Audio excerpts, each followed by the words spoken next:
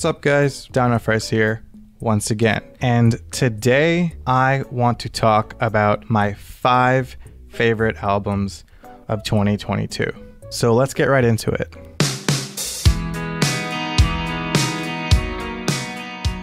Sweet Tooth by Mom Jeans is my 5th favorite album of the year. It is such an easy listen. It's not better than Best Buds, which is personally one of my favorite albums of all time, but it's certainly better than Puppy Love. I do miss that perfect emo sound that they had, but I'm really enjoying this new like emo pop punk thing that Mom Jeans has going on Sweet Tooth.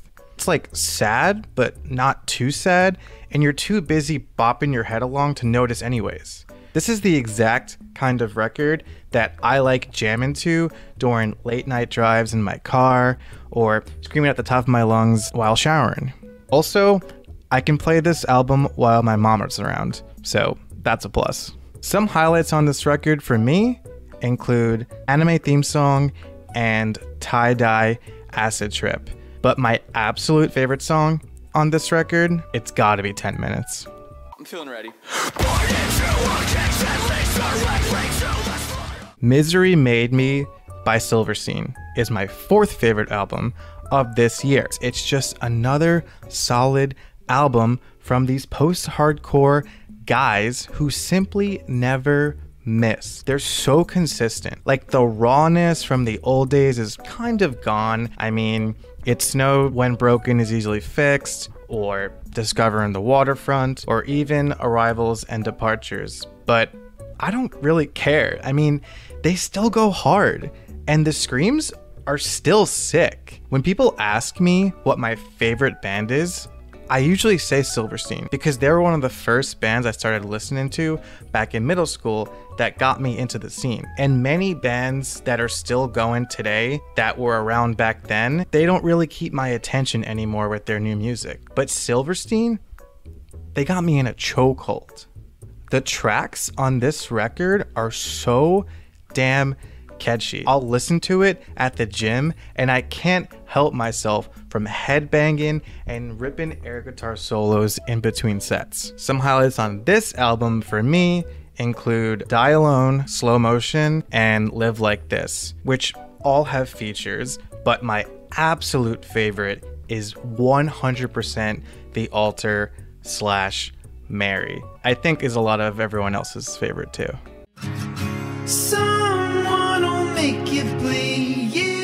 Prince Daddy and the Hyena by, you guessed it, Prince Daddy and the Hyena is my 3rd favorite album of this year. And in my opinion, it's their best one yet. I Thought You Didn't Even Like Leavin' and Cosmic Thrill Seekers were both incredible records, but I feel like this new one, the self-titled, takes the cake. I don't know if that is a hot take because fans tend to gravitate towards a group's first or even second album, but I think their sound truly shines here. It just captures everything that I love, not only about the bands, but the music I'm into in general. And I don't know what to even label this as. It's like punk rock, power pop, alternative indie, whatever you want to call it. I love the harsh but sweet vocals coupled with gnarly yet fun instrumentals. It's such a blast to listen to. Some highlights on this record for me include El Dorado, Hollow As You Figured, Keep Up That Talk, Shoelaces, and of course, Black Mold. My absolute favorite track though, it's Curly Q. I fucking cherish this song, man.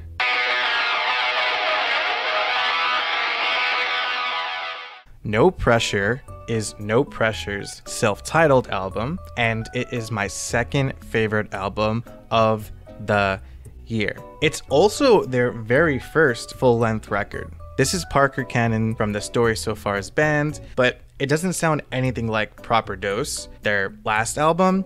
And don't get me wrong, I liked Proper Dose. It's really beautiful, that album. I like it, but I prefer the previous ones. I'll never get over how fucking dope Under Soil and Dirt, and What You Don't See Are. And their self-titled one is awesome too. But like those first two albums, those first two full lengths, they're like in my list of favorite albums of all time. And that's why I fuck with this No Pressure records so much. It's pop punk at its purest and finest. From beginning to end, it's just hit after hit after hit after hit. When I want to listen to any track from this album, I don't even know what to pick. And that's because they all sound the same. They all blend together, and I mean that in a good way. They're all solid. They're all fucking good, man. You can't just listen to one song from this record. You have to play the entire record over and just sit back, take it all in, jump and dance around, because it's such a fun record to listen to. I mean, if you missed the old Story So Far, well, here you go. Like, I've got no highlights for this record actually, because the entire thing is a highlight. If I had to pick a favorite though, it would be between Hand in Hand and Sour. Both of those songs are constantly spinning in my head.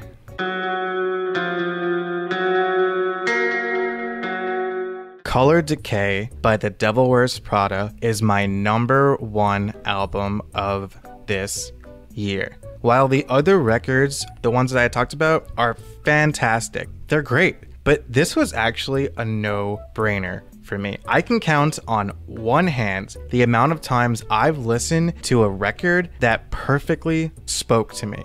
It's like these dudes made this record just for me and what I am dealing with in my life at the moment. And I genuinely, I find their sound to be amazing too. Like the way Mike Haranica, I don't know how to say it. Mike Haranica.